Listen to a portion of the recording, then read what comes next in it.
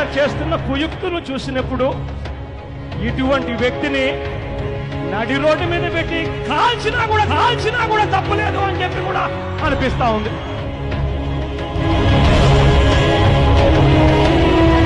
ఎక్కడ కనపడితే అక్కడ చంద్రబాబు నాయుడు గారిని చెప్పులతో కొడితేనే అప్పుడు కానీ చంద్రబాబు నాయుడు గారు చెప్పింది.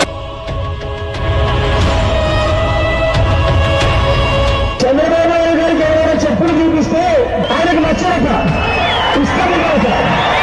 నిజం చెప్పులు చూపించండి. ఇంట్లో చీపులు ఉంటాయి కదా,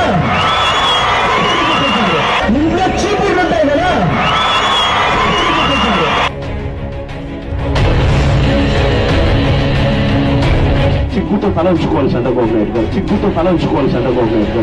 చంద్రబాబు నాయుడు గారు గట్టిగా చెప్తా ఉన్నాం, ఎల్లకాలం ఈ మాదిరిగానే ఉండదు.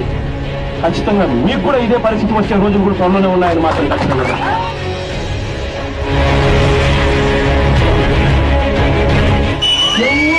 ప్రసక్తే లేదు. మరి ఎస్ఐ అయినా పర్వాలా, ఎంఆర్ఓ అయినా పర్వాలా, వాళ్ళంతా తాగైనా పర్వాలా, తప్పించుకోకుండా వెంటాడి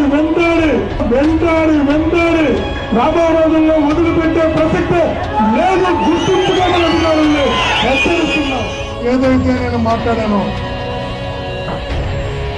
ప్రతి మాట కాదు, ప్రతి అక్షరాలకి కట్టుబడున్నా.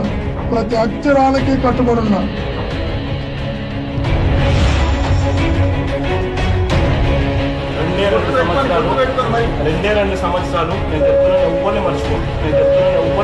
ముఖ్యమంత్రిని పట్టుకుంటున్నాను. ఇల్లు కూడా సెంట్రల్ జైలు తీసుకొని పోయే కార్యక్రమం కూడా చేస్తాం.